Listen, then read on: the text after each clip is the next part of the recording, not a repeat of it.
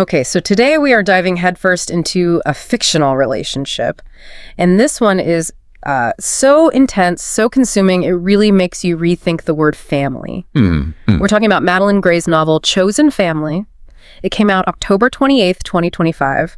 A really powerful piece of work. It really is. And this isn't just, a story about two women, Nell and Eve in Sydney. It's much deeper. It's looking at decades of intimacy. Much deeper, yeah. But it kicks off with this real sense of unease, like there's no closure. Right. The whole story is driven by this tension because Nell, who's been Eve's best friend forever, basically, has just vanished. Just gone.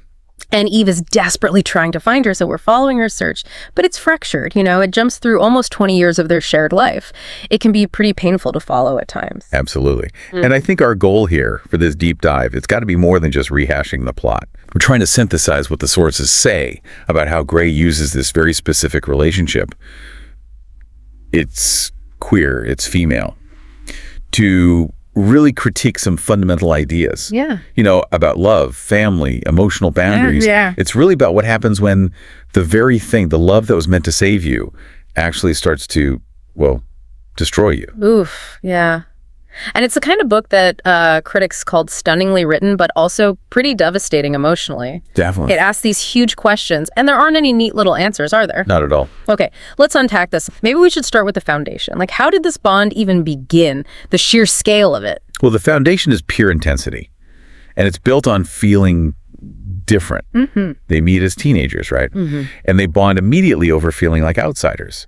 And that connection, it quickly becomes their main thing. They're like emotional anchor. Not just support, then. It sounds more like total reliance. Total reliance, exactly. And this isn't just a phase. It spans nearly 2 decades. And it doesn't just exist alongside their lives. It dictates their lives. And what makes it so different from, say, a typical close friendship? Is it the way they're sort of intertwined? Yeah, the level of enmeshment. Yeah. Both practically and emotionally. I mean, the sources describe the bond using all these words simultaneously.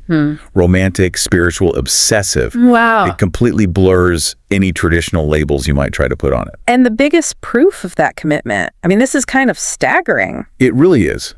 As adults, they actually decide to co-parent a child together. Right. Co-parent. So you see, this wasn't some casual thing. They actively, deliberately built a life that just raced almost every boundary.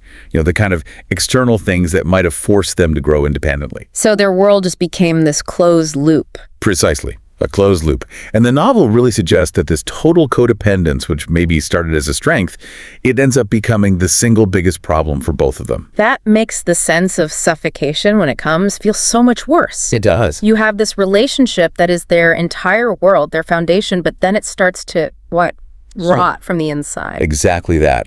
Gray digs right into that inevitable conflict. When the very structure you built to protect yourself starts to feel like a prison.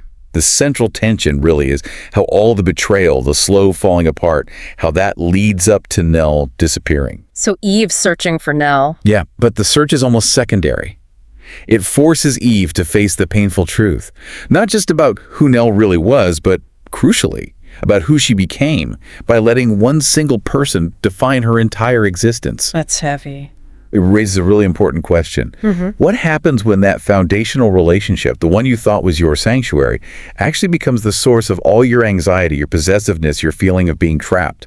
And that connects straight into the title, doesn't it? Chosen Family. Yeah. And this idea of intimacy beyond labels. It does. We know chosen family is such a vital concept, especially for many queer people. It's that sanctuary you build, right? Based on shared identity, acceptance, maybe when blood ties haven't worked out. That's the crucial backdrop, absolutely. But Gray offers this really necessary nuance, I think. How so? The novel shows that even these chosen bonds, the ones designed to be healthier, they're not somehow magically immune to becoming toxic or possessive. Oh, okay. Gray walks this incredibly fine line between devotion and obsession. She shows how easily good intentions, wanting to protect someone, keep them safe, can kind of curdle into control. And the sources mention this is also a critique of how society views female relationships specifically. Yes, definitely. Yeah. The closeness between Nell and Eve, Yeah. it's described as emotionally erotic, really charged, but it resists fitting neatly into friend or lover. It's in that messy middle ground. Exactly. Beautiful, messy, and incredibly vulnerable. And by giving that female bond the kind of high-stakes drama usually reserved for heterosexual romance. Yeah. The book challenges society. It critiques how we tend to undervalue deep, complex female friendships. Why is it just friendship until sex enters the picture? Gray gives their connection the full weight: jealousy, loyalty, codependence, the absolute agony of breaking up, even though it defies easy labels. Here's where it gets really interesting. Gray seems to be asking, what happens when that care turns into control? When all the messiness of being young, the insecurity, the jealousy doesn't fade, but actually gets cemented into how you relate as adults. That's it. It sounds like they never really got the chance to grow up separately from each other. No. They didn't. And that unresolved stuff, that pain, it comes out as possessiveness. Nell and Eve constantly confuse their shared past with like a mutual obligation to stay the same. Their relationship became this kind of time capsule of who they were as teenagers. And the moment one of them, Nell, tries to break out of that, the whole thing just collapses. Speaking of collapse, the way the story is told is also quite fragmented. It's not linear at all. No, it jumps around constantly, backward, forward. It's a very deliberate choice. And it forces the reader to piece things together alongside Eve. Right. And from an analytical view, that shifting timeline is brilliant. Yes, it mirrors grief and memory, how messy that is. Sure. But maybe more importantly, it establishes Eve as, well, an inherently unreliable narrator. Okay. Interesting. We are seeing the past through her eyes, through her bias. She jumps back to these moments of sweetness, maybe skips over the long, simmering years of resentment or codependence. We have to question what she's telling us. So that structure keeps us off balance, too. We're not just looking for Nell, we're trying to figure out the truth of the relationship itself. Precisely. And the critical reception seems to have really picked up on that complexity. Chosen Family was seen as a strong, very mature follow-up to Gray's first novel, Green Dot. Oh, the praise was intense. Reviewers called it stunning. They loved the sharp dialogue, the profound emotional realism. Yeah, I saw those quotes. And many critics made the comparison to Sally Rooney. They noted Gray's prose is also effortlessly witty, yet quietly heartbreaking. Right, the Rooney comparison comes up a lot. And this is key, they often added that Gray has a deeper emotional grit. Deeper grit, okay. What does that mean exactly? Where does Gray go beyond, say, the kind of emotional withholding we sometimes see in Rooney's work? That's a great question. I think while Rooney's characters often intellectualize their trauma, keeping the reader maybe at a slight distance, Gray pushes us right into the mess. Nell and Eve are, screaming, they're desperate, sometimes they're really manipulative. It sounds raw. It is raw. The novel doesn't shy away from that adolescent chaos, the neediness, the jealousy that they carried right into their 30s. It feels less guarded. And that lack of guard, that's where the grit comes from, I think. I wonder if that rawness explains some of the mixed reader reactions then, because we know some Goodreads reviewers found the characters, pretentious or self-absorbed? Oh, absolutely. I think it does. Because the novel portrays that very real self-absorption that can happen in these intense, inward-looking codependent relationships. If your entire world basically consists of one other person, the emotional stakes become impossibly high. Yeah. Right? And your focus naturally turns inward.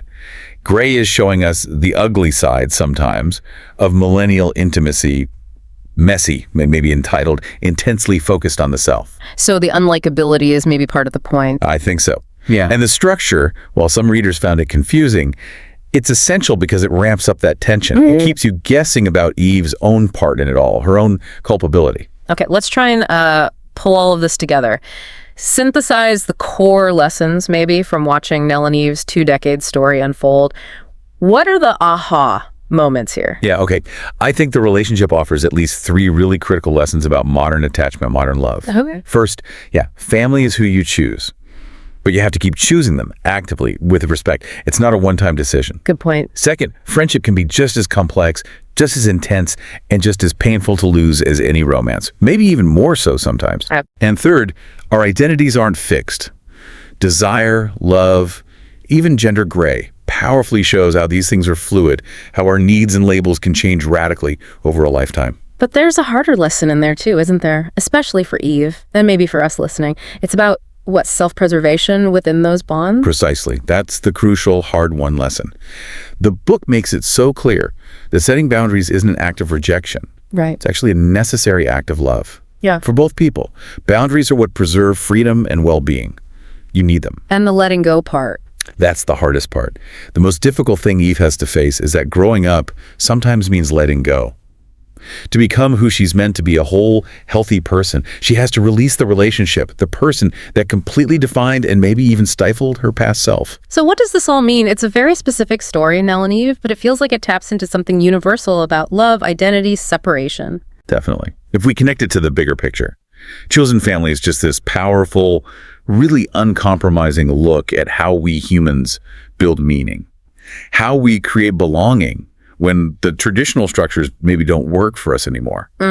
It's a testament, really, to the mark that every great love leaves on us, whether it's platonic or romantic. It leaves scars, sure, but it also shapes the architecture of who we become. Yeah. The novel's described often as heartbreaking, raw, and profoundly real. It focuses on this very modern kind of love, one that just refuses to fit neatly in a box. Exactly. And the relationship between Nell and Eve, it really showed us that even the connections that feel the most affirming, the most pure, they can become possessive if you don't actively nurture them with freedom. That's the tightrope. So maybe the provocative thought for you, the listener, to carry forward is this. Think about your own life. Which of your deepest connections, whether they're chosen or inherited, are you actively nurturing with freedom and respect? And which ones, maybe inadvertently, might you be smothering a little? Smothering with the weight of control or expectation? It's a tough question to ask yourself. It really is. We'll leave you there to think on that.